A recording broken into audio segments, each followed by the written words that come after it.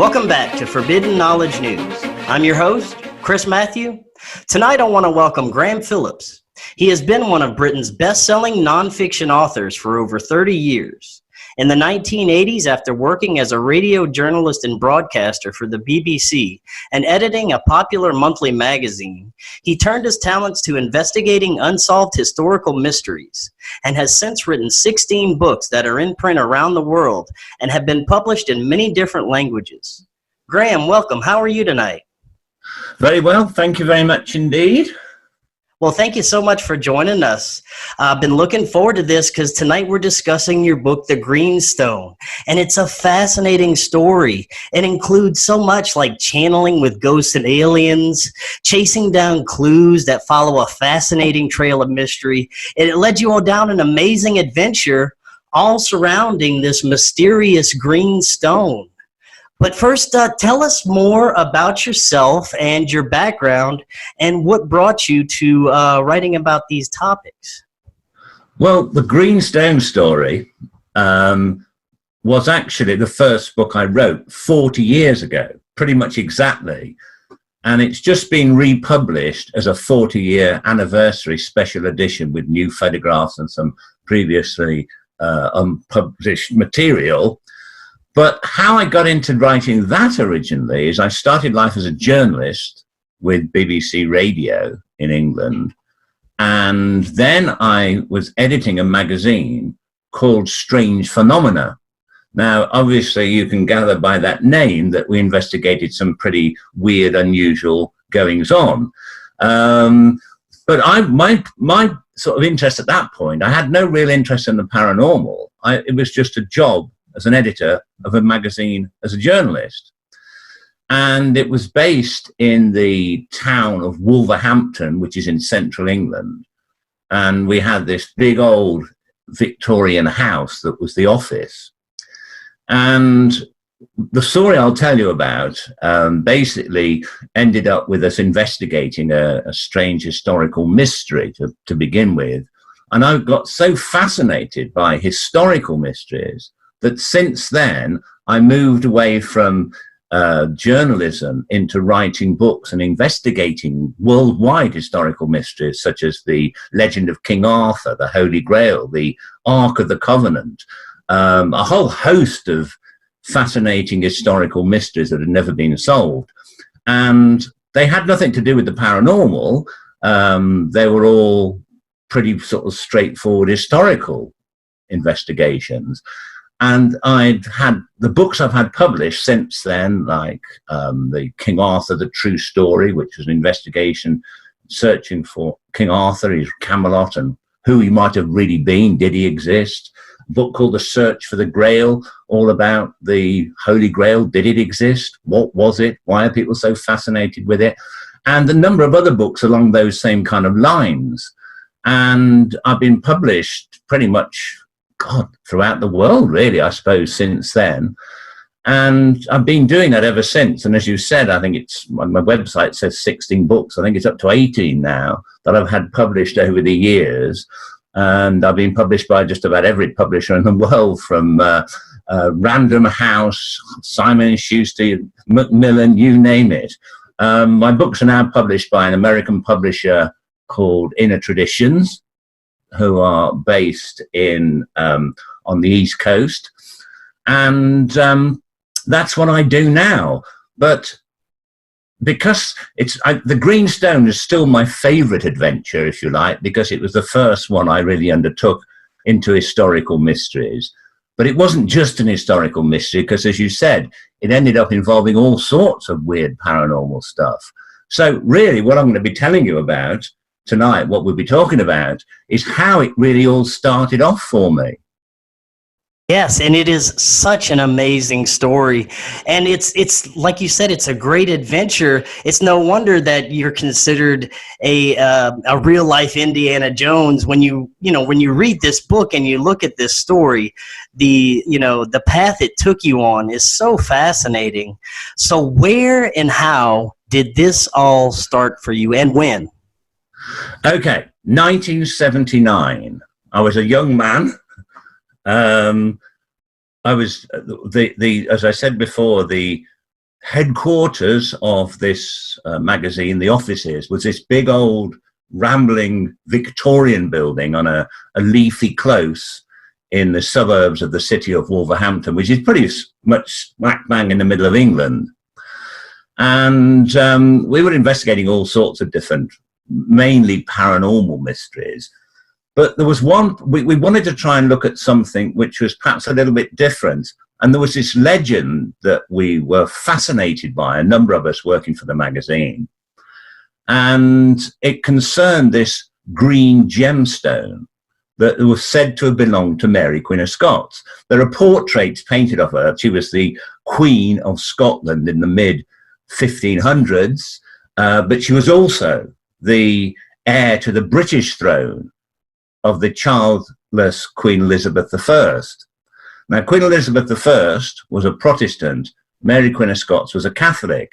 She actually got booted out of Scotland for being a Catholic by the Protestant Presbyterian regime that took over there. She fled to England expecting Elizabeth to look after her because she was her cousin.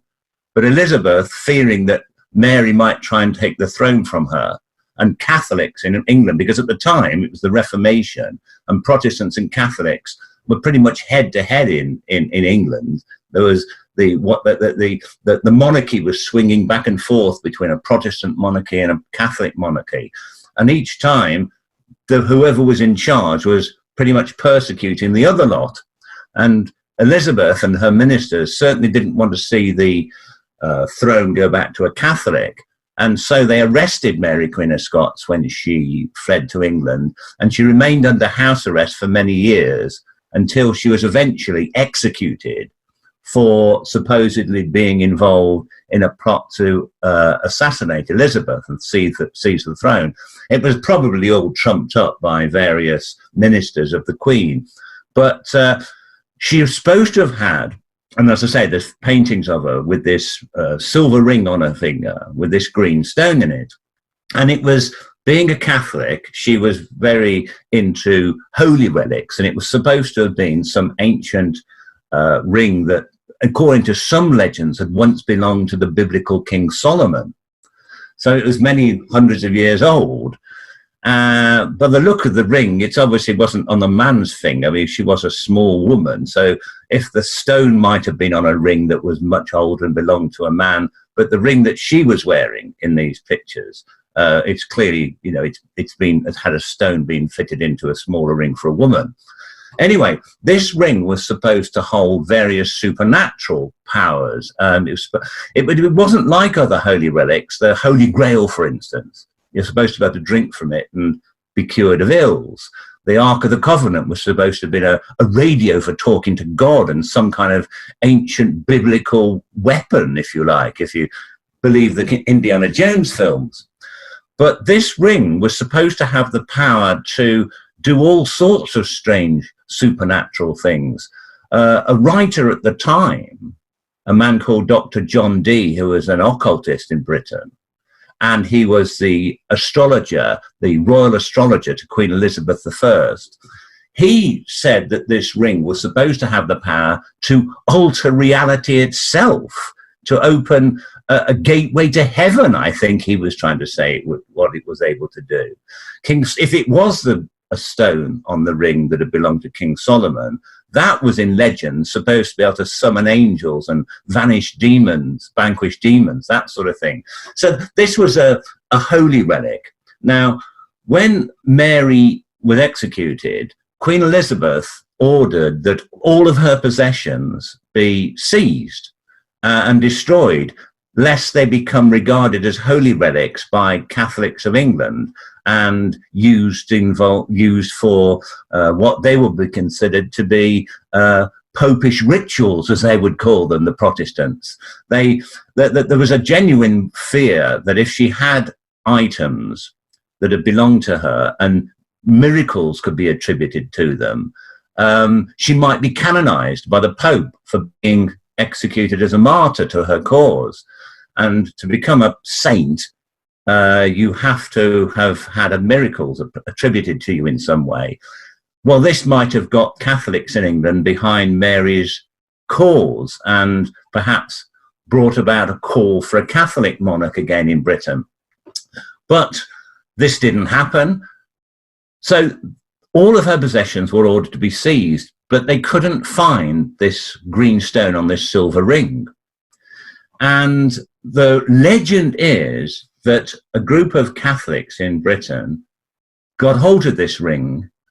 One of them visited Mary when she was still in prison, managed to smuggle the ring out, and it was eventually owned a few years later by the gunpowder plotters. They're the Catholics that tried to overthrow the new monarch after Elizabeth died, James I, in 1605, by blowing up the Houses of Parliament. You've heard of the almost legendary Guy Fawkes, who was caught trying to blow up the King and his Parliament on November the 5th, 1605. Well, that group of people, one of them called Robert Catesby, who was actually the leader of the plot, not Guy Fawkes, as eventually, according to what various people had written at the time, seems to have got hold of this stone. But what happened was that when the gunpowder plot went wrong and it was uncovered and they were all hunted down and killed, Catesby somehow, before he died, was able to hide it. Now, he died not very far from Wolverhampton, where I was living, where the headquarters of the magazine was. And the story was that one of his friends, another Catholic, a man called Humphrey Packington, who lived at a nearby Elizabethan manor called Harvington Hall, got hold of this ring, hid it so that the authorities couldn't find it. And because he suspected that he was going to be executed himself, he got away with it in the end, but he was under house arrest for years. He is supposed to have left a whole series of clues as to where he'd hidden this ring for some future Catholic sympathizer to find, somewhere in his home at Harvington Hall.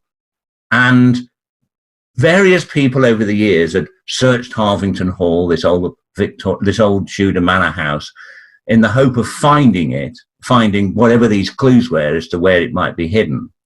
But nobody'd succeeded. So we thought that's a fascinating story. It's not supernatural as such. Of course, well, the ring itself was supposed to have supernatural properties, but it was a fascinating mystery we decided to look into for the magazine. So we decided we'd go in search and see if we could discover the clues, at least, at Harvington Hall as to where the ring was supposed to have been hidden. Now, there were also some strange circumstances that fueled your curiosity to go search for this, right? You had some people approaching you with some strange information. Yeah, I mean, nobody knew that we had decided. There's 2 or 3 of us involved in this research, and it had only been going on for a few days. And one of the journalists who worked for the magazine, one of the investigators, phoned us up one night. Remember, think back 40 years ago. Nobody had mobile phones. It was all telephones. People didn't have the internet. There was no way that people were getting in touch with each other.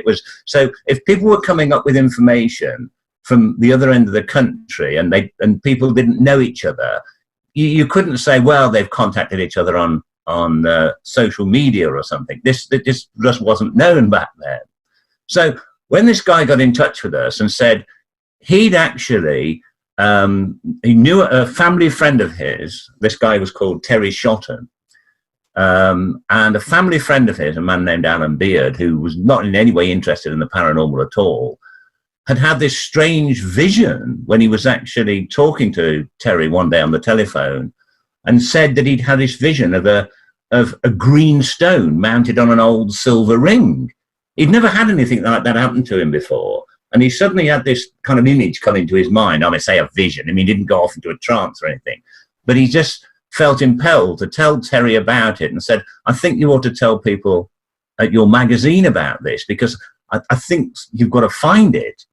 And so when we suddenly got a telephone call from this guy, he wasn't in on what we were doing. Terry didn't know anything about it. Alan Beard certainly didn't, because we didn't even know him. And for him to phone up and say, I think you ought to find this green stone that's on an old silver ring, we just couldn't believe it. It was astonishing. But it wasn't just him. I mean, we thought that was weird enough, but there was a number of people, for example, a lady that didn't know any of us, who was she'd actually, her daughter had a UFO encounter. And so somebody from the magazine had interviewed her and her daughter about that. So she knew of our magazine, but didn't know anybody involved in it, apart from one guy who went to interview her.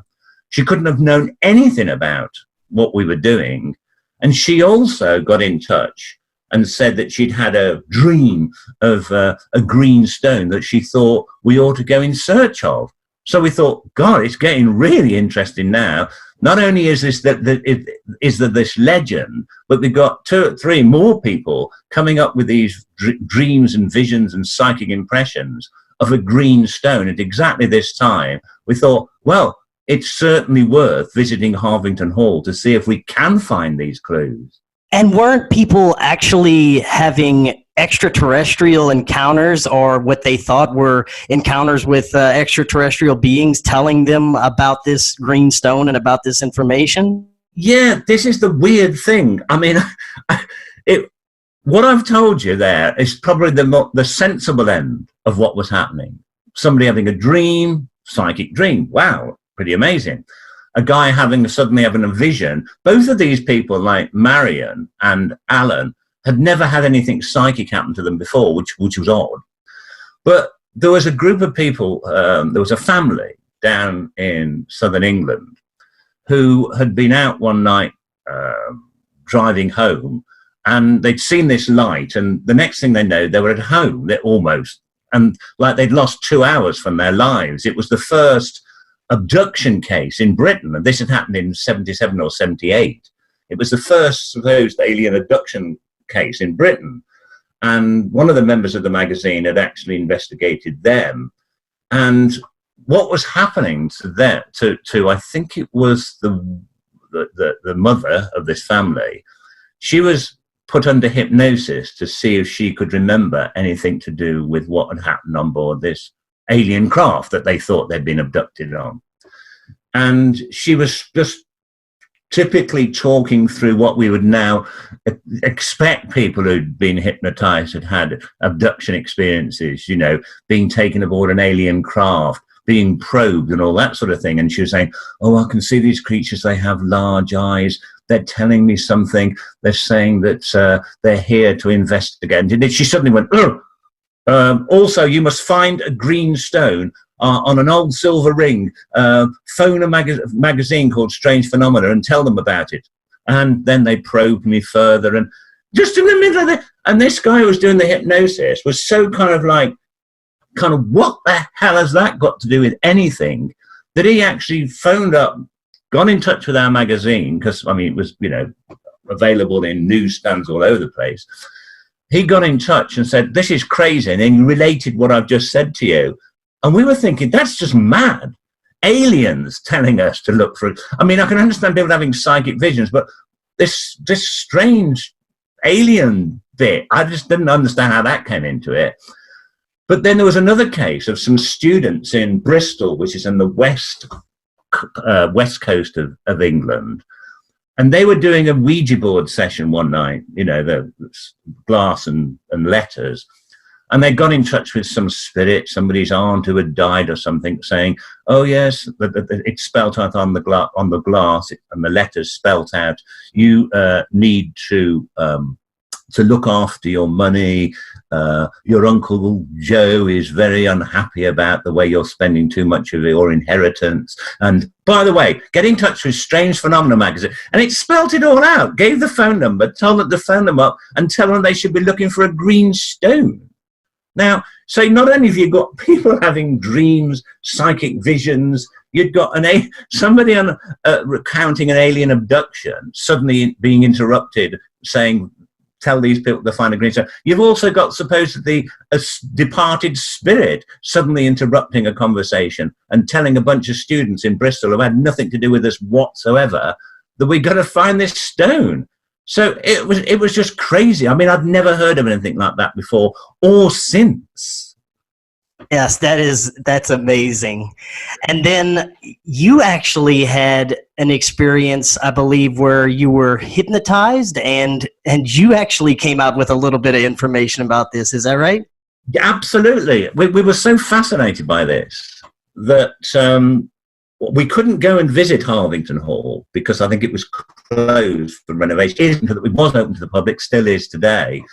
So it's, this, not renovated, it's being re-rated as it was in Elizabethan times.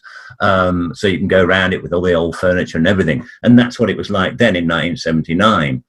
But we couldn't go there because it was closed for the holidays or something. I can't remember. We couldn't go there. So we thought, well, let's sort of see if we can try and find out how these messages are coming to these people.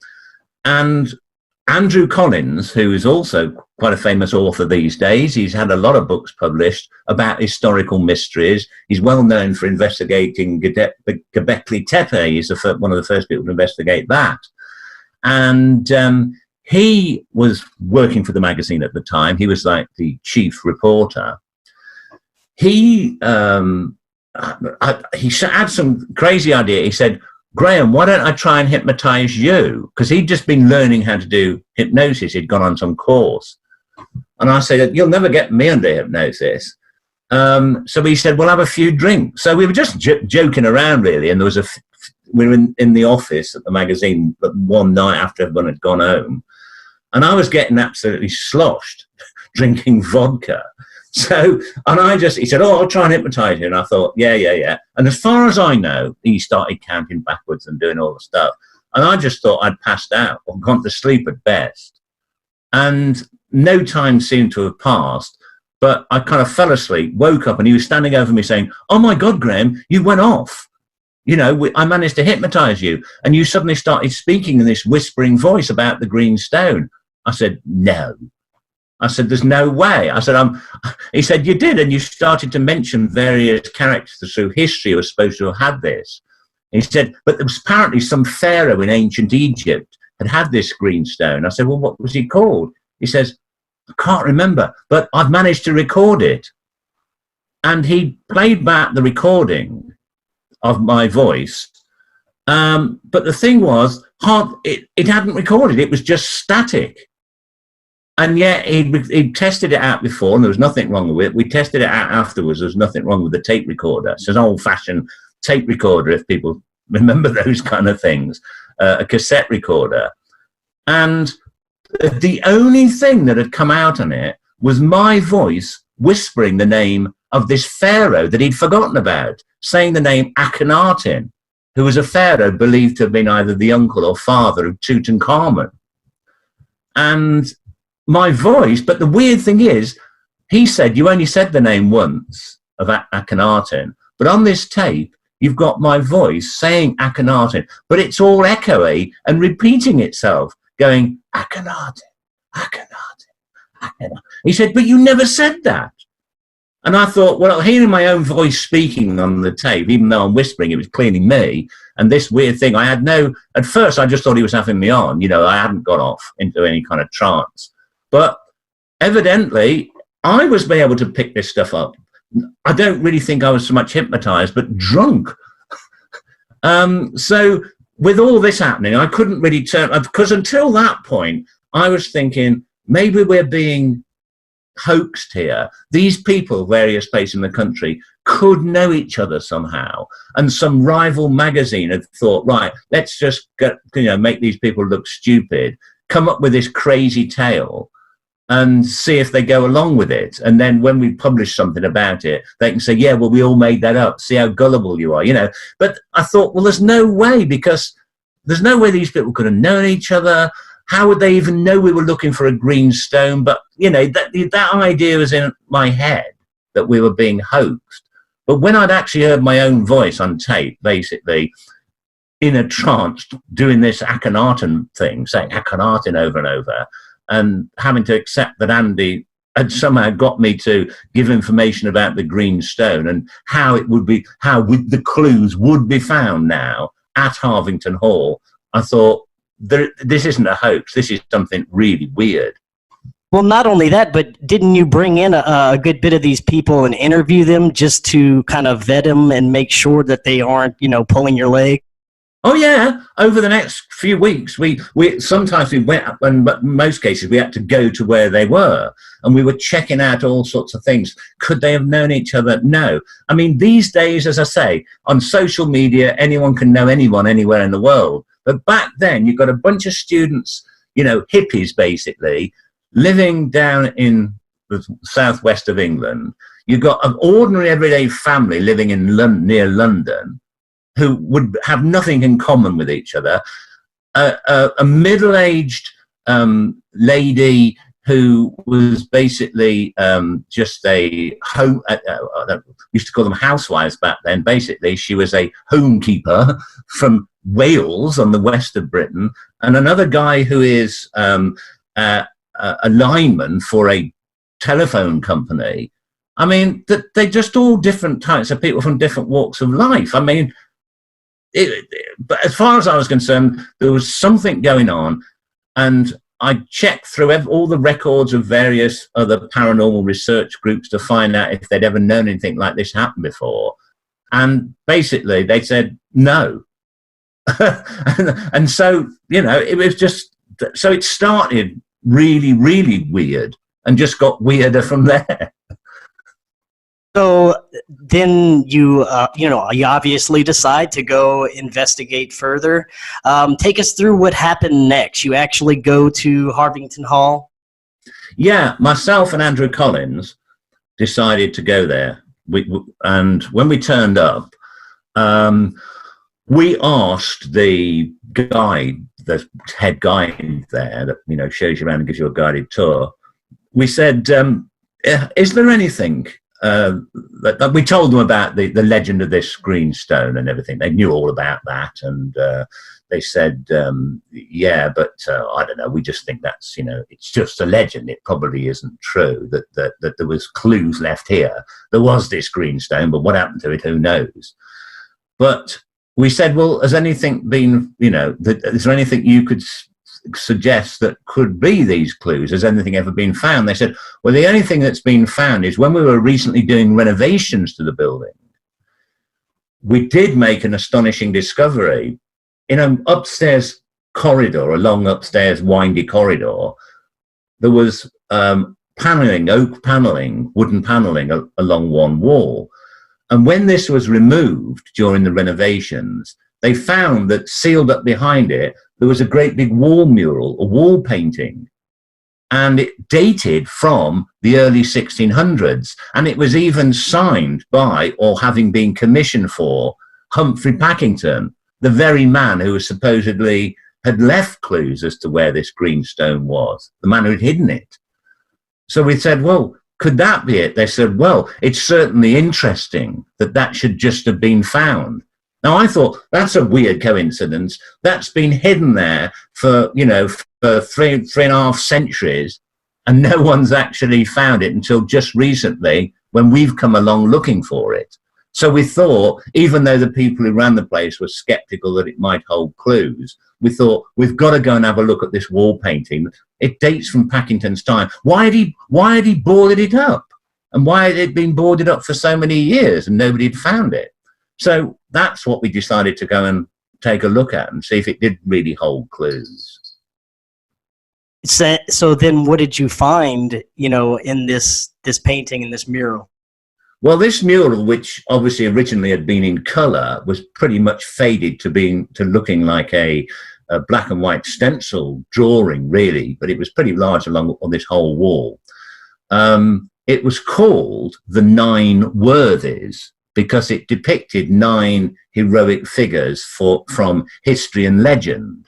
There was characters from the Bible in there, such as Samson, and there was other heroic figures such as Geoffrey de Boulogne, who was the first king of Jerusalem after the Crusaders invaded, and things like this. So there's these 9 heroic figures from both history and legend. But the central figure was a youthful King Arthur wielding the magic sword Excalibur. Now, the reason that we were suddenly drawn to the Arthur image wasn't just that it was the central feature of the Nine Worthies mural. It was that while I'd been in this trance state, or whatever you want to call it, one of the things that Andy said that I said is that there was some legend that it had once been set in the hilt of King Arthur's sword Excalibur. And we'd already checked out that that was the case, that the legend was, in fact, John Dee had mentioned in his writings that one of the stories about this greenstone, which incidentally they called the Meoniah stone, was that it was once set in the hilt of King Arthur's sword. Well, I had no knowledge of this whatsoever. And so when we actually found that in a history book, we thought, well, that is pretty weird. I mean, as far as I know, I'd never read that anywhere. I mean, you don't know what's in your unconscious, but I'm sure I'd have remembered that. I've known a lot about King Arthur since, but at the time, I didn't know anything about the legend at all, pretty more than anybody, no more than anybody else. But so we knew there was a possible connection between the greenstone and King Arthur's Excalibur. And there in the center of this wall murals is Arthur himself, a youthful Arthur wielding Excalibur. So we thought, that's got to mean something. So what did it show? Well, it showed Arthur wielding Excalibur, and he's looking down and to his left. And behind him, there's a hill, and his knights are gathered on that hill. Now, cutting a long story short now, I mean, we didn't do this overnight. It took some time to figure this out.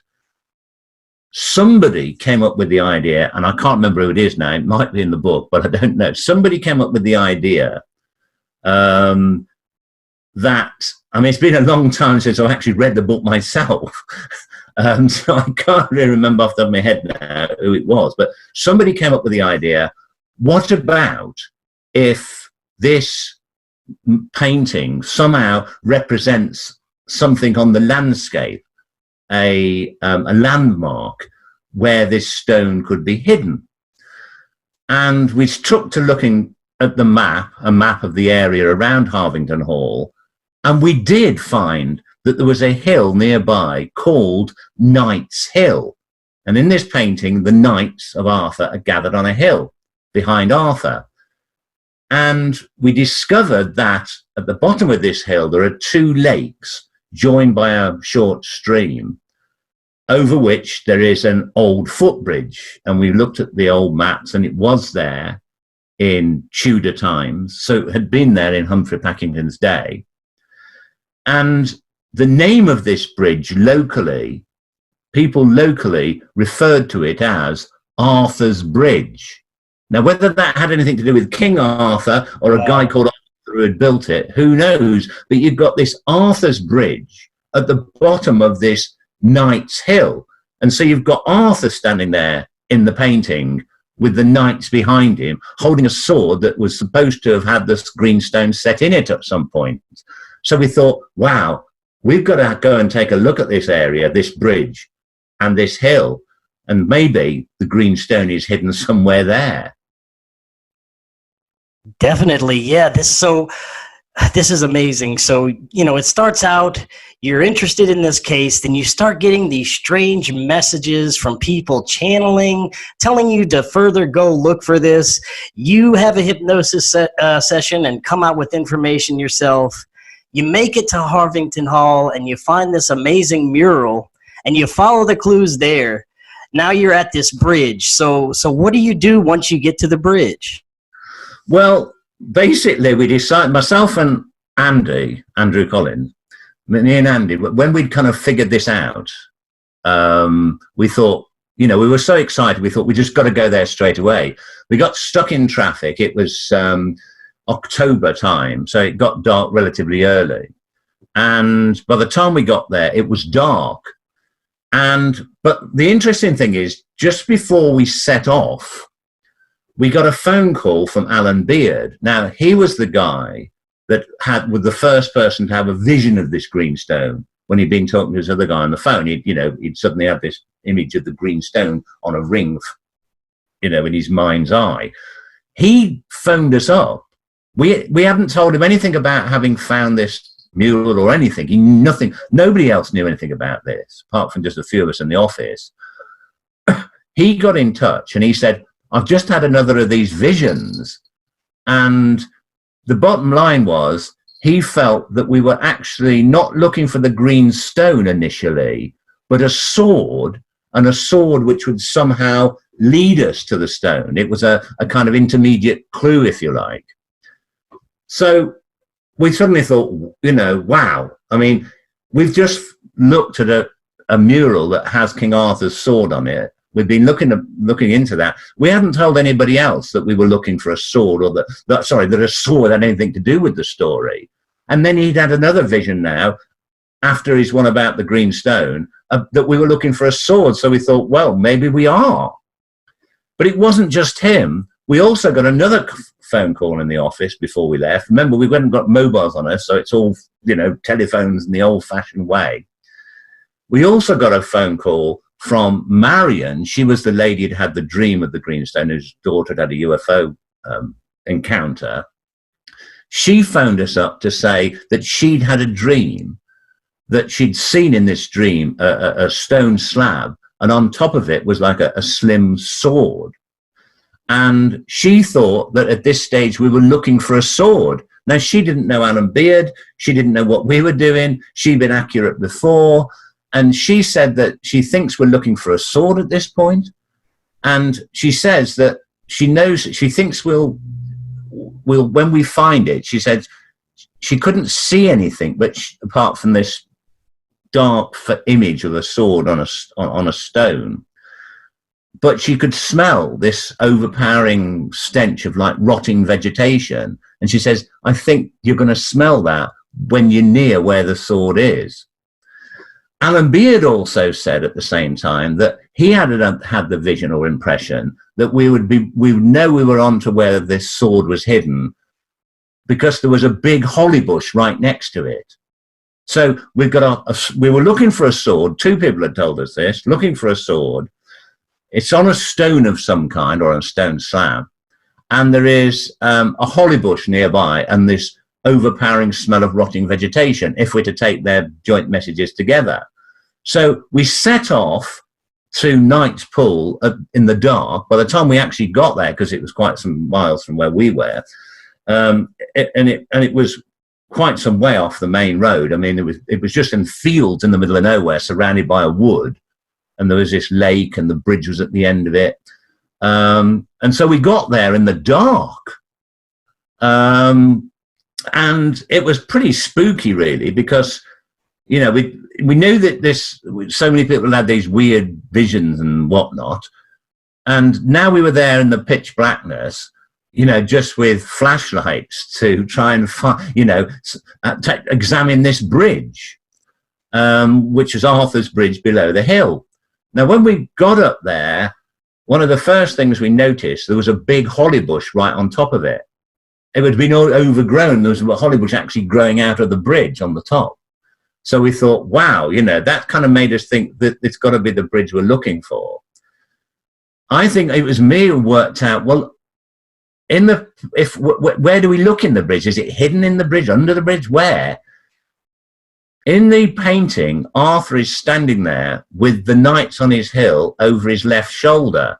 Now, if you stood on the bridge with Knight's Hill over your left shoulder, the moon was actually, you could actually see the silhouette of the hill behind us.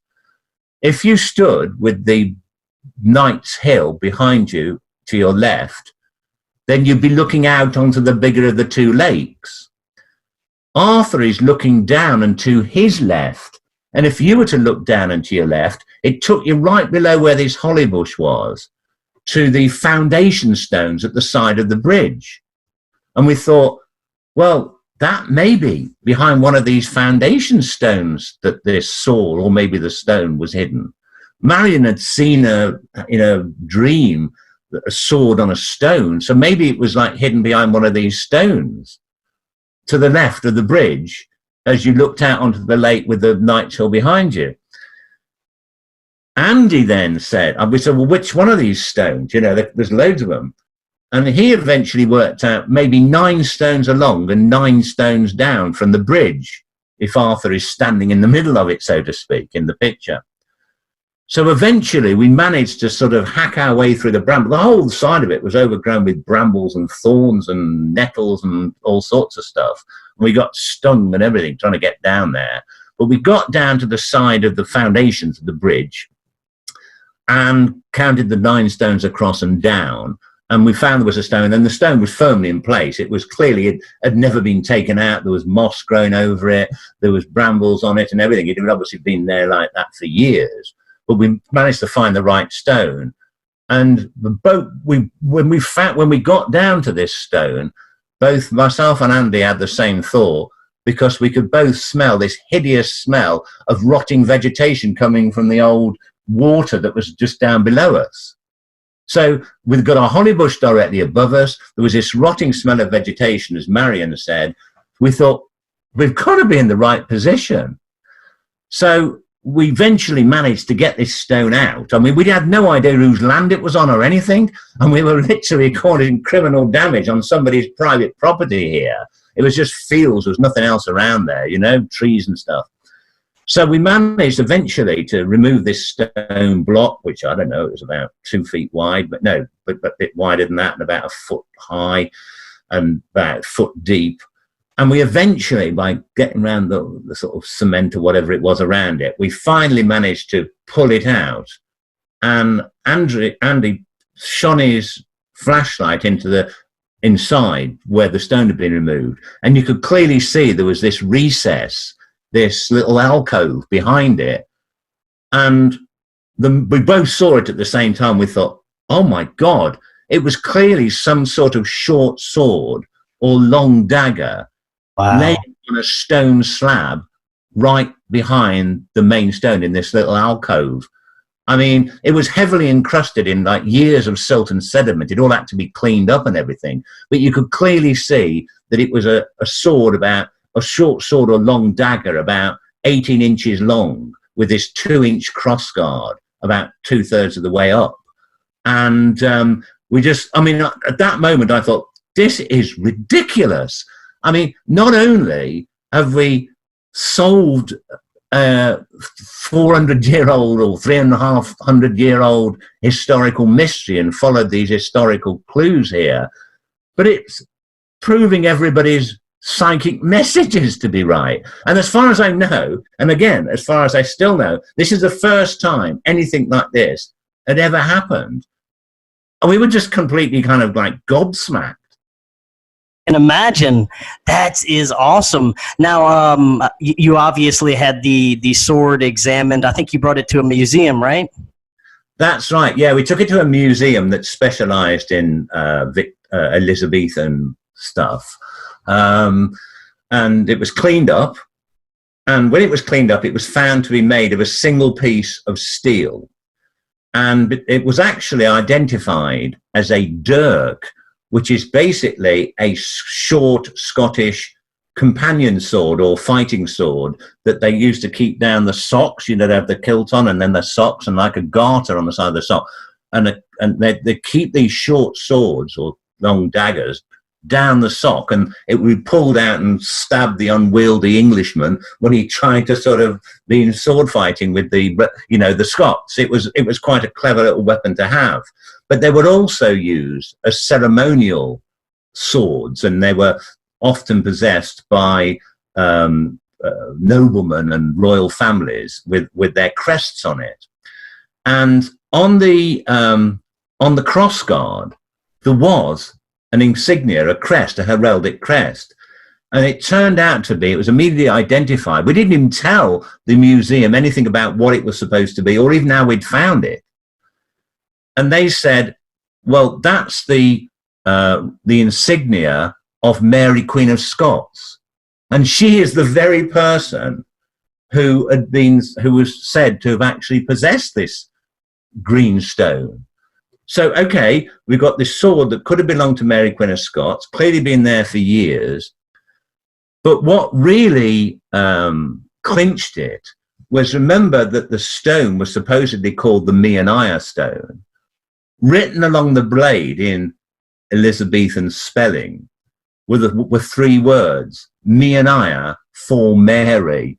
So we knew then that we were onto something. This had to be something that was the final clue, perhaps, as to where Humphrey Packington had hidden the green stone. Now, you have all these clues, but no green stone yet. So how do you make these connections, and where do you go next? Well, the next part is a bit complicated, but I'll give it a potted, very brief version of what happened. One person in the group decided to take the sword to the bridge and hold it and see if they could get any psychic impressions from it. And there was this girl that was there doing it, the girl who was the daughter of this woman, Marion, who had the vision, the dreams. She held the sword and kind of used it like a divining rod and kind of held it and said, I think there's something over there. You've got to look in that direction. Now, that isn't probably exactly how the sword was supposed to have been used, but that kind of put us in that general direction.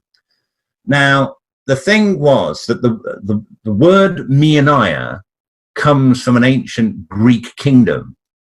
It was called Meiania. It was later called Lydia. It's in what part of what is now Turkey, on the coast of the Mediterranean. And the symbol for the kingdom of Meiania was a swan. And also Mary Queen of Scots was known symbolically to the Catholics of England as the Swan. That was her epithet, if you like. So there was all these swan connections with it.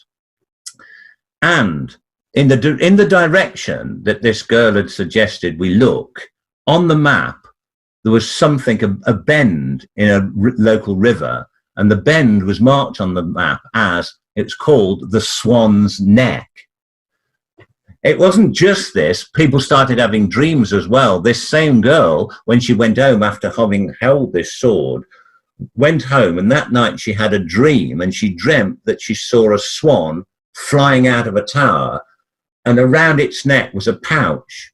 And in that pouch, she felt in the dream, was the green stone. So she said, the green stone is around the swan's neck.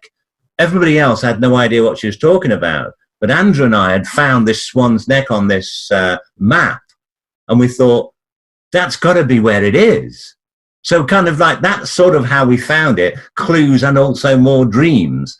So eventually we went there, and Marion also had a dream, another dream. She felt that the stone was going to be at the end of an avenue of trees beside a river. When we got there, there was an avenue of trees, and right at the end of it, there was this mound. When the mound was dug into, about 3 feet down, the spade hit something, and it was clearly something metal. When we got it out, it was a brass casket about that big, so about 8 inches long, 5 inches wide, 5 inches deep. And what were you thinking at this point when you actually pulled out this casket? Well, first thing I'm thinking is, strangely enough, you think of the most ridiculous things at times like this. I'm thinking, who owns this land? Because we've already stolen an item from somebody else's land. I mean, is this common land? Can we just do this? That was what was going through. And I'm looking around thinking, if we get seen digging up this person's property, but there was nobody around. It was right in the middle of the countryside. But I don't know. By this time, I was kind of thinking, this is just getting more and more ludicrous. Again, it was all heavily encrusted with silt and sediment. When it was cleaned up and opened, and it was a heavy casket, inside there was a small green stone. It was about 3/4 of an inch long, 1/2 an inch wide, kind of like you'd have it to be set in a ring. There was no ring with it, but it was flat on the bottom and rounded on the top, like you'd have a stone set in a brooch or a ring. And it was about, I don't know, sort of 1/4 of an inch, 1/2 an inch deep, 1/2 an inch wide, 3/4 an inch long. So it's like on an oval shape but flat on the bottom. And we had it analysed, and it was made of simple jade. We thought it was going to be some exotic thing like an emerald or something. But no, it was. But when we actually compared it with the paintings of Mary Queen of Scots, it was exactly the same. It even had the same variegations in it, the same different colours. So we had found this green stone that had once belonged to Mary Queen of Scots, that had been sought after by the Catholics of England as some sort of holy relic, and people like John Dee and other occultists in the 1500s had thought that it held strange supernatural powers that could somehow bend reality. Now, I didn't believe any of that, but I just knew that reality had been bent somewhat and things had been going weird for us to find this. And I was pretty much, other people were probably more shocked than I was, because I'd been going at this all the way along and gradually being built up to it, you know, having more weird things added onto other weird things. So I was kind of getting used to it. But some other people, there was one person who saw it who felt sick when they saw it, because they thought, well, if this can happen, what else can happen? But at this point, I just thought, okay, we've got this stone. We couldn't find out who owned the land. In the end, we found it was owned by the river department, the people who run the rivers, and who weren't in the slightest bit interested in anything we'd found. So we were able to keep it. The sword we discovered was found on the land of a local lord, a man called the Earl of Coventry. And he was absolutely fascinated by it. It was eventually given to him, the sword, and he had it put on display in a local museum in a place called Upton upon Severn, not far from where it was found in the centre of England, a museum called the Tudor House Museum, where it's still on public display to this day. But what's so weird about it is it ended up being that this house, this old Tudor house, which is the museum, was a place where Dr. John Dee had once lived. And it was completely coincidental that it ended up there. And he was one of the people who had been associated with this whole story of the Greenstone. So anyway, so we got to keep the Greenstone in the casket. And I'd say that the excitement was there. But somebody said, well, we've got to publish this in the magazine. And I actually said, as the editor, there's no way we're publishing this. No one's going to believe it. It's just, you know, just hold it for now. They're just going to think we're making it up. It's not exactly that we're investigating other people here. It's happening to us. It's going to put our credibility on the line. Besides, we've got to find out more about this thing before we do. So we didn't publish anything about it. We took it back to the headquarters, to the office, this old rambling Victorian building that we were using, had as the offices. And there we thought the story would really finish. But that is when things really started to get weird. Yes, definitely. This is one of my favorite parts. So you have the stone. It's amazing that you're able to keep it, and then strange things start happening around the location where you have it, right? Yeah, I mean, now when the strange things began, nobody associated it with the Greenstone. We thought when the events began, which were like poltergeist activity, if you like, that's what it seemed like anyway. When it began, we all accredited it to the fact that we'd been having a lot of people there who were mediums. We'd been doing seances at the magazine offices in sort of like to investigate the paranormal. So we'd had a lot of psychics there, a lot of mystics. We'd had people doing seances there. And so we thought at first it was something to do, well, I mean, I didn't know what it was, because at first I was skeptical that anything was happening at all. I thought it was people's imagination, or I was trying to find practical explanation for it. But people who thought that this is a poltergeist put it down to the fact that we'd had a load of people there that were interested in all this stuff and psychics and that, and that's what had caused it. What kind of things were occurring? Well, the very first thing that happened is that it started pretty low key. We began to get electric shocks from various appliances in the house. For example, like a cooker, a fridge, a refrigerator, people's electric typewriters. No one had computers back then. It was all electric typewriters and things, if you were lucky. You had to have a manual typewriter if you weren't. But people were getting electric shocks from appliances, and they couldn't understand why. Light bulbs started blowing far more frequently than you'd expect. And the electricity kept dimming and then suddenly getting brighter, and bulbs would explode.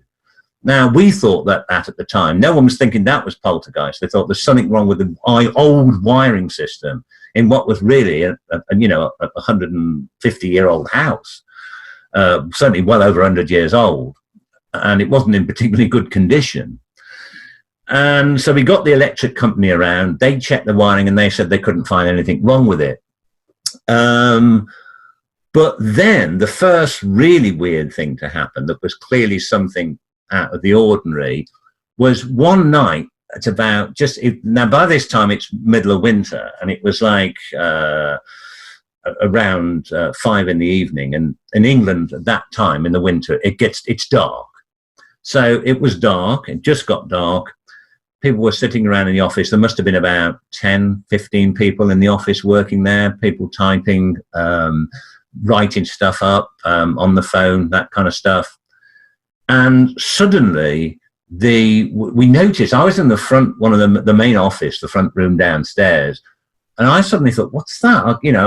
I'm thinking that somebody's left a cigarette burning or something, because in those days everybody used to smoke. And I thought, was somebody smoking a cigar or something? Because the whole place suddenly started to fill with this kind of grey smoke. And then you could hardly see across the room. And after about 5 minutes, the place, and I thought, there's a fire somewhere. And we started checking the place out. And we found that the smoke was occurring in pretty much every room in the place. And in corridors, behind closed doors, even in closets. And we thought, there's a fire. Where's the fire? And we checked the whole place. We couldn't find anything. The weird thing was there was a kind of incensey kind of smell to this smoke. It wasn't, it was like kind of frankincense or something. It was like a churchy smell to it. And we checked through the whole place and we couldn't find anything. And after about 10 minutes, the smoke kind of just dissipated until it was completely gone. But I assume it's got to be something to do with the wiring burning out in the place. And it's got to be pretty serious. So we turned off the electricity at the mains, and the next day we got the electric company back in, and they spent half a day checking the whole wiring in the place. They had lots of equipment that could register if wiring was, the casing of wiring had burnt out behind the walls, and they brought all this equipment with them, and they said, there's nothing wrong with your wiring. There's no sign of a fire anywhere. And we thought, that's just crazy. That night at 5 o'clock, just as it was getting dark, around 5 o'clock, we were in the office again. It happened again. The whole place, within about 5 to 10 minutes, filled with this smoke. And there was like quite a few of us checking the whole place out, couldn't find anything to account for it. And the next day, it happened again. And this time, loads of people were gathering there because we'd told them this has happened 2 nights just as it's got dark, and we must have had 25 people there waiting for it to happen. And it did. And we had people in every room trying to work out where it was coming from. And it didn't seem to come from any one location. It just seemed to kind of just gradually kind of, appear in the room as if, uniformly all over the place. And then it would just dissipate again. And this happened every night for about a week. And so many people were coming round to the office to see this that the local newspaper found out about it. They did an article all about this psychic magazine beset by weird happenings and smoke appearing and electrical anomalies taking place. And loads of people were trying to find out. They said, oh, you're hoaxing this, aren't you? It's some kind of hoax to sell your magazine or something. We said, well, see if you can find out how it's happening then. And in the end, we had TV film crews from local news stations come round and film it. No one could find out where this smoke was coming from, what it was. And after about a week, it stopped and it didn't happen again. But that was just the beginning. Yeah, so after that, the events got a little bit more intense. You actually had some cases of moving objects, right? Yeah, the first one that happened was there was a guy called Martin Keatman, who I originally wrote the book, The Greenstone, with eventually a couple of years later when we decided to write all this up. He was a student at the time, just working part-time with the magazine, just office help, really. and he was in one of the offices, and there was a speaker, big speaker for a stereo setup that was on the side on this shelf above a fireplace. And as he was there working away, he sort of like noticed movement out the corner of his eye, looked over, saw this speaker on the side wobbling on its own. He thought, what? And as he looked at it, he said he saw it literally rise into the air as he looked at it, move over some object that was like next to it, and then come crashing down onto the, onto the actual record player, as we used to have then, a stereo setup, an old-fashioned, and just smash the lid of this record player. And he said, I'm telling you, I didn't knock it over. I saw this happen. I thought at the time, he's knocked this over, he's broken this guy's stereo setup, and he's just come up with some excuse. But that was just the first. I mean, loads of people in there started seeing things being thrown around, objects, like pens and things like that. People would normally not see it take off like Martin had. They'd be working away at a typewriter, and suddenly a pen from a desk next to them, even if they might have been them on their own in the room, would suddenly come arcing across the room and crash onto the floor or hit them on the back of the head or something. In my case, I actually eventually saw one of these things. I was walking down a corridor on my own, and suddenly something came flying past my head, and it was a huge, great box of heavy magazines. If it had hit me on the head, it would have probably have knocked me out. Just missed me and went crashing into a door at the other end of the corridor. This is about 25 feet it had gone from where it had been by the door, but both doors at the other end of the corridor were closed. No one was there at the other end to have thrown this, and it just went straight past me and crashed into another door. I mean, and this was the sort of thing that was happening. Chairs would, suddenly, like chairs with rollers on the bottom, that, typing chairs, would suddenly kind of move across the room on their own. And I mean, I didn't witness all that. The only poltergeist thing I personally witnessed was this heavy box of magazines.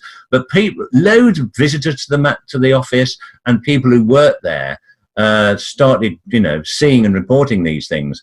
And even though you've got people there who were experienced investigators, if you like, and people who were interested in the paranormal, a lot of them were refusing to come into work, or at least they were certainly not going to work after it got dark in the place, because they thought it would be dangerous. What if somebody got hit on the head by one of these things?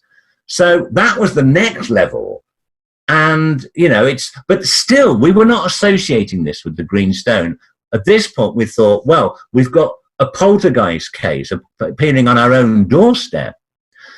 Now, what happened at this point is that the electrical anomalies kept happening. When we got the next electricity bill through, something that should have been a couple of £100, $300 or something, ended up being about $2,000, about £3,000. And we're thinking, what? There is no way that at that time, I mean, you'd have to adjust it for inflation. That would be like saying you just got a bill for like 20 grand for 3 months, for an office that's just using electric, there's about 4 electric typewriters and a few cookers and, how? It's all, and when the electric company came around, they said, what, are you running the whole street off your meter? They said it's just, and because we refused to pay this bill, they cut us off. And they also said, when we eventually did pay it, they said, we're not going to reconnect you because your wiring is clearly dangerous. We'll fix it. Well, we don't know how. So there was something clearly weird going on in the place. And so at this point, we couldn't any longer use the office as a headquarters for the magazine because we had got no electricity. So we relocated somewhere else. I got in touch with the landlords and said, look, you've got to, give us, we'd paid like a year in advance on the lease. And I said, you've got to give us the money back. We're moving out of here. The wiring's dangerous. And they disputed all this. And so basically we had a year to go on the lease and a place we couldn't do anything with. But we thought, well, this is pretty good really for a paranormal research magazine. We've got a poltergeist case to investigate right on our own doorstep, quite literally, or inside our own doorstep. So we thought, okay, although many people who had actually worked there refused to return to the building, quite a few of us were happy to go there, especially at night time, to see if we could record what was going on in some way. But even that got really weird, because one night Andrew Collins was sleeping overnight in a sleeping bag in the main office, and it was only lit by candles, but they were around the room somewhere because there's no electricity. And he woke up in the middle of the night to find flames leaping from his sleeping bag. And he managed to get out of it without getting burnt somehow. And he thought one of the candles had fallen over, but they were nowhere near him. He didn't smoke. I mean, basically his sleeping bag had spontaneously combusted. And so he ends up about a few days later on the cover of a local newspaper, a photograph of him standing there with his burnt remains of this plastic sleeping bag in his hands, with the word "strange happenings" as a headline above his head. And so that then got so many people interested that loads of people came to the house and started witnessing all sorts of things. So when was it that you started making the connection that this was possibly being caused by this green stone? Well, still at this point, I'm thinking this is an amazing poltergeist case. And it's caused by having all these people here in an old house doing seances and stuff. But the phenomena then started to assume a kind of completely new sort of level, because people started seeing apparitions. First of all, visitors to the place were saying, "Who's that guy outside the door or in the back room or whatever, dressed up in Victorian clothes with a top hat and a long frock coat? You know, what is it, some fancy dress thing?"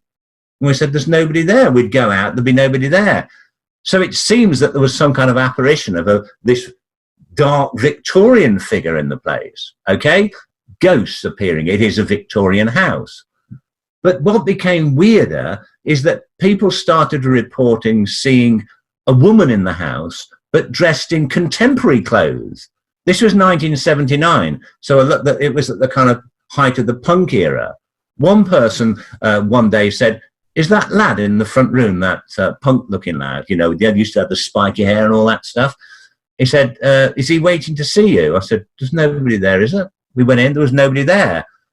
The next day, 2 or 3 people said, "Who's that punk lad hanging around outside your house?"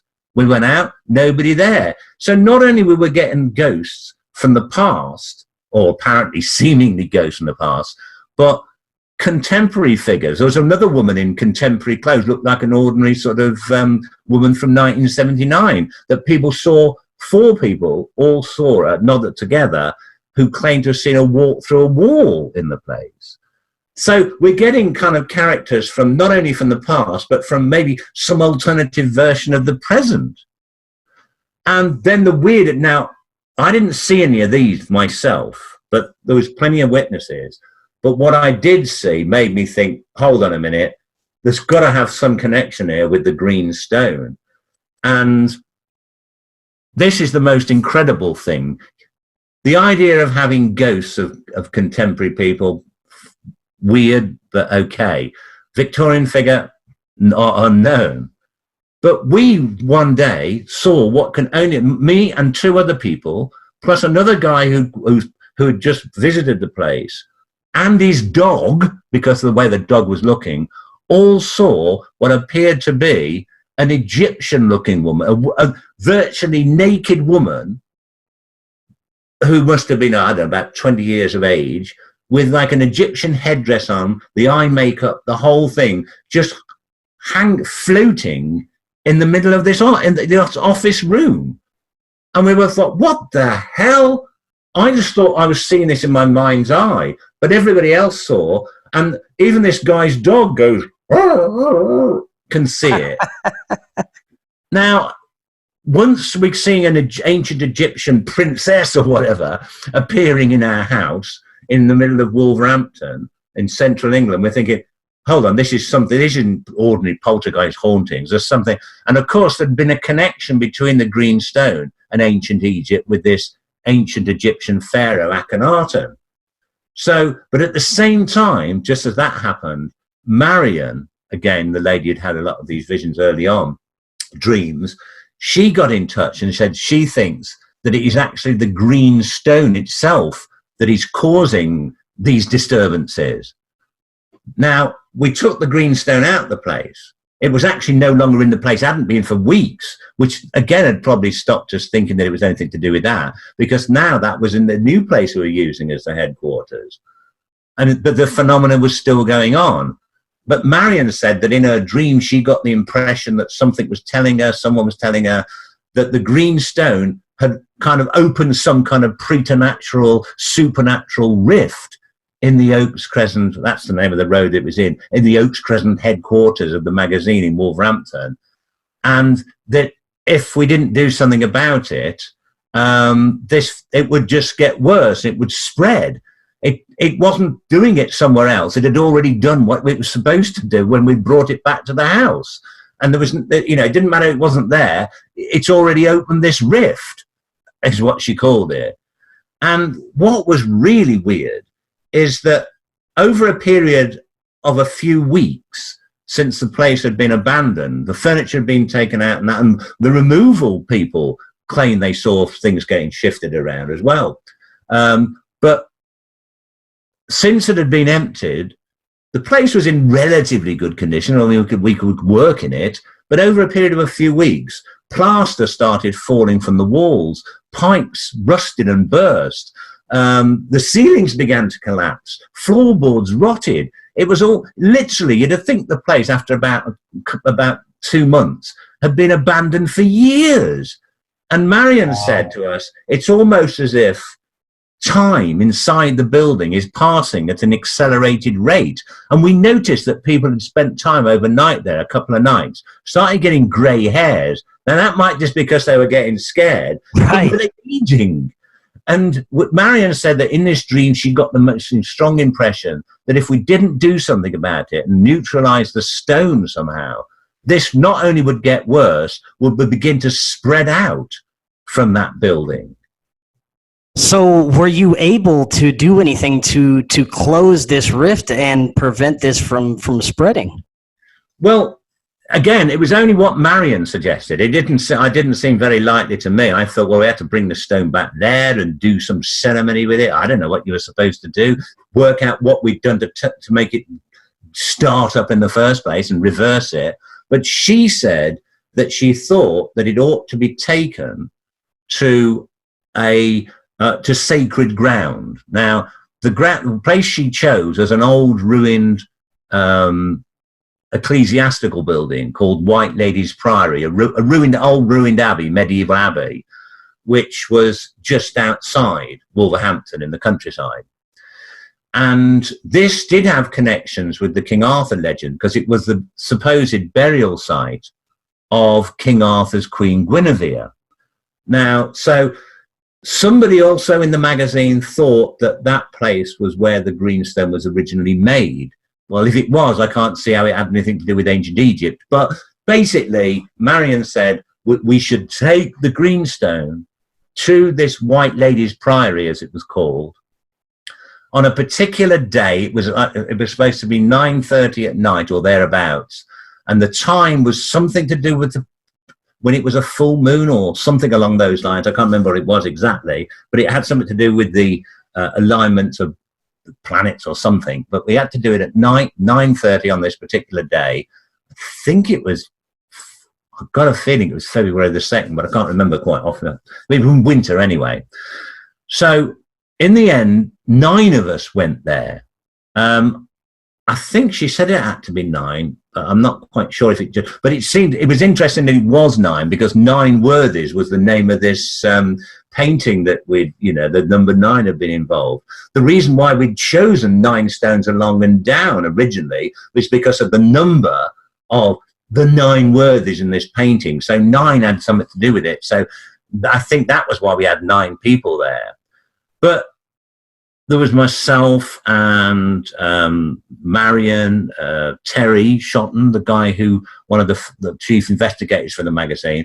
But the other people who were there were just people to make up the numbers. There was one guy who was a horticulture officer for the local parks department who'd heard about the story in the local newspaper and said, oh, if you do anything, you want me to come along, I'd be great. But he was a complete skeptic. He came along. There was a guy there who was a local magistrate. So if you can't believe him, who can you believe? And there was, but the one thing I must tell you about all these people, they're like throughout the whole of this weird goings on, they weren't all the same age. They weren't the same types of people. There were some people who were hippies, students, sensible middle-aged people, older people from different walks of life. And basically the group of 9 of us that were there that night, including Marion, of course, were basically a cross-section of British society. It's not just a bunch of, I'm trying to explain this because I don't want people to get the idea we're a bunch of freaked out hippies, all high on something. So when we got to, when we got to the White Ladies Priory, which is basically a ruined monastic building with kind of low walls, there's still some arches survive, etc. About 50 feet from the priory is this mound, which is an old burial mound, which tradition holds is where Queen Guinevere was buried. And Guinevere in the legend was supposed to, in some legends, been buried with Excalibur. So anyway, Marion said we should place the stone on this old burial mound and something would happen at 9:30.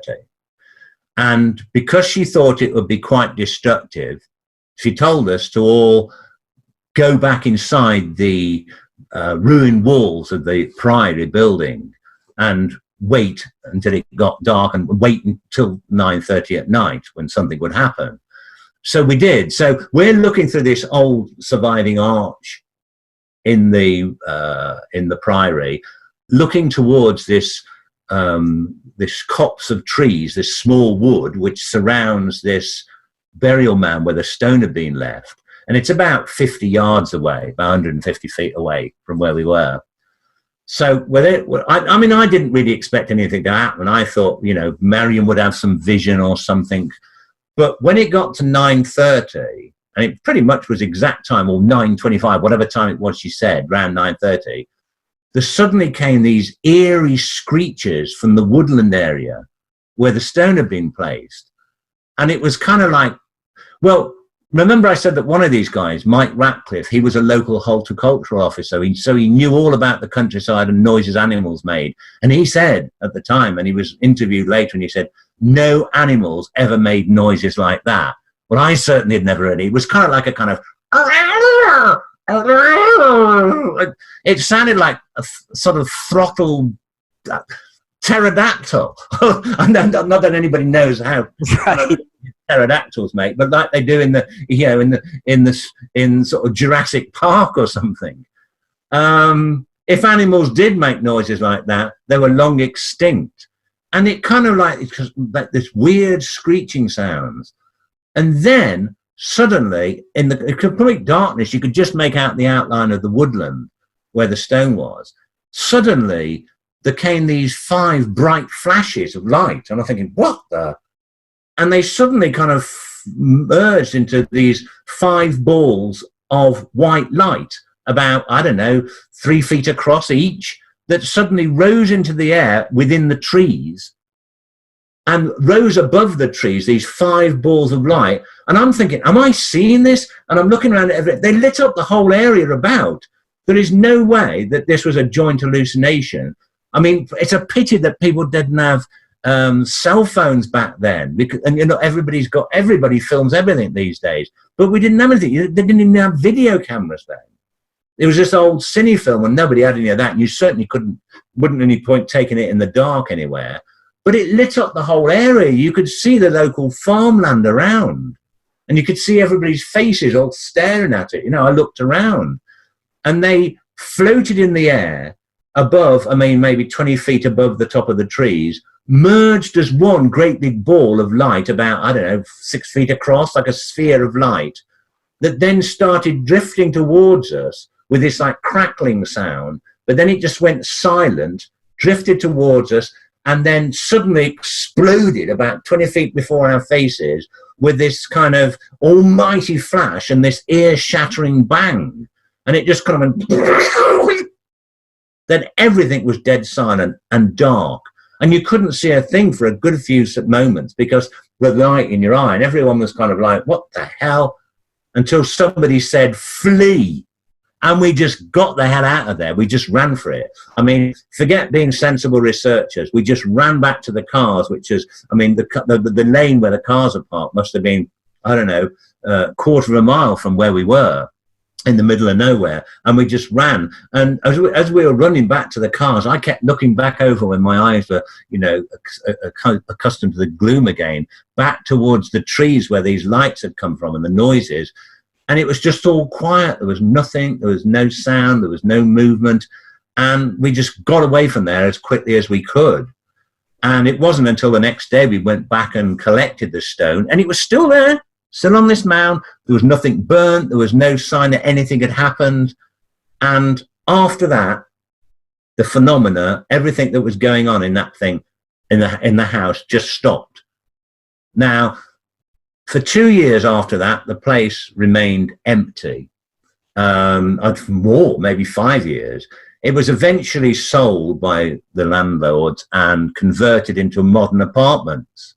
And as far as I know, nobody there has ever reported anything strange happening since. So, and as far as the stone is concerned, whoever kept it, you know, whenever the various people had it over the years, and they reported nothing strange ever happening again. So it seemed that Marion was right when she said that what we'd witnessed that night was the awesome power of the green stone being discharged. And that is where the story ends. That is absolutely amazing.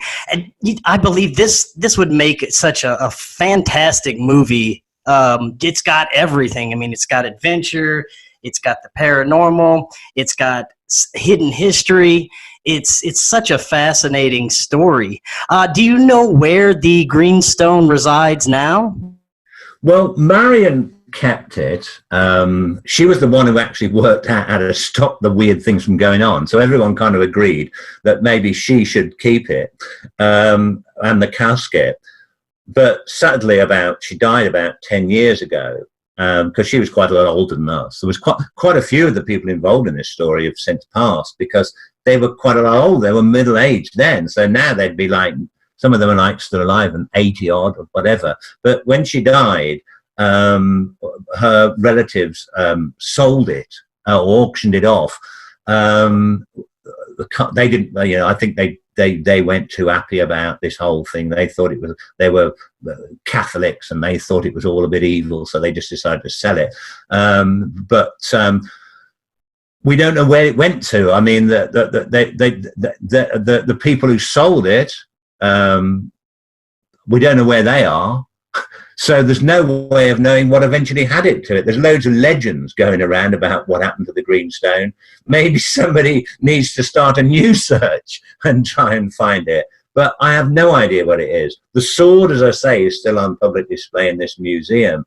But the casket and Greenstone, somebody told me the only kind of lead they had was that some occult group or some mystic society in America got hold of it. And it's supposed to be now somewhere in California, Los Angeles. But whether that's true or not, I've no way of knowing. But that's what I've heard. Now, do you have any final conclusions as to what you think is behind this whole phenomenon of the Greenstone? Do you think it is like a portal or a doorway that kind of changes time and space? What are your thoughts? Well, I don't know. I do have some thought. Because I hadn't, after that, I kind of carried on investigating the paranormal. But unfortunately, everything after that was so tame that somebody, in the original film Poltergeist, that these guys saying, "Oh, once I saw this toy car move across the floor in over 6 hours, it must have moved 2 feet." And the parents are going, "Oh yeah," and they open this door, and there's all this stuff flying around in there. Of course, a little car moving across 2 feet over a night time isn't very much. Exactly. And it was like that with me. I'd seen so much weird stuff that going and investigating the occasional knocking in somebody's house, or a couple of people claiming they'd seen the ghost of their Aunt Griselda or something, really wasn't up to much. Even UFO happenings didn't seem much to me anymore. But I became fascinated by historical mysteries, which is why I stopped investigating the paranormal. And I wasn't interested in it. And I've had all these books published over the years, and have, made a name for myself in television, where I do various programs about historical mysteries. But so never really got back involved in the paranormal until this year, when a number of people who were involved in the story back then said, you've got to republish this book. I mean, when it was published, it sold pretty well back in 1979, but it kind of got forgotten. But the people were trying to get hold of it on eBay, people who had fascinated by the story, and it was going on eBay for like $500 for copies of the Greenstone, because there was so few of them around, the book. And I mean, I didn't write the book until about a year or so after all this had finished, a couple of years later. But that was it. After that, I wasn't interested really in doing any more to do with it. But when somebody said you should republish this, get it republished now as a 40th year anniversary, and do some event where all the people that are still alive from those days get together, and we did that, and I got all interested in it again. So I've started doing research along the lines that you suggested. What is this thing? How did it happen? How did it bend reality? The various legends about this stone give it various different names. One of them is the philosopher's stone, which you may have heard from, and the alchemists believe could transmute base metals into gold. But also the philosopher's stone is supposed to have been something that, an ancient biblical stone that had the power that changing gold, lead into gold, was just an analogy for doing all sorts of weird things. But I've looked into the history of all this now, and I'm trying to figure out what's going on.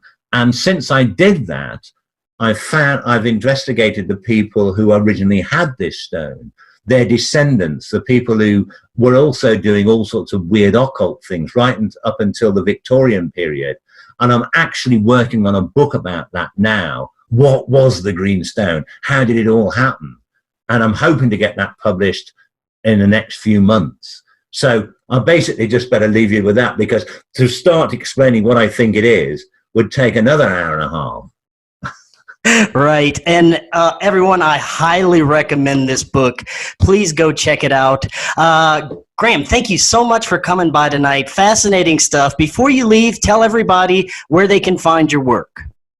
Well, all my books are available on Amazon, amazon.co, or amazon.co.uk, or amazon.com. So my books are all published in America. The Greenstone by Graham Phillips and Martin Keatman can be found on Amazon.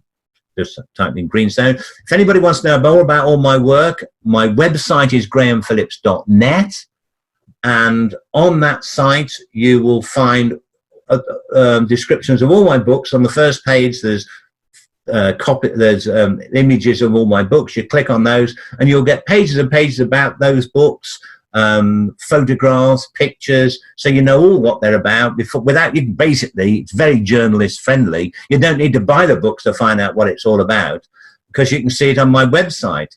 I've got a YouTube channel which is Graham Phillips Author, and if you look on there, I mean, I did have a Greenstone video up on there, but I took it down recently because I wanted to make a few changes to it.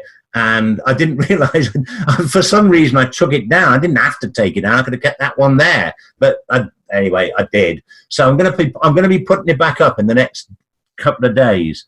So you can go there, and that video, it's half an hour long, and it's got all the sites that I'm talking about, some reconstructions of the things that took place. And it's got original interviews with some of the people who are sadly no longer with us, who were interviewed back in 1980, just a year after it happened, telling you all about this stuff. So you don't have to take my word for it. And you'll see why, if you watch this video, that these people are from such completely different walks of life. So you can look there. And if anyone wants to join my Facebook, Graham Phillips, author. Very good. And your books cover so many topics that are perfect fit for my show. So we'll have to have you back on sometime. I would love to do that. Thank you so much for joining us, and you have an excellent night. Thank you very much indeed.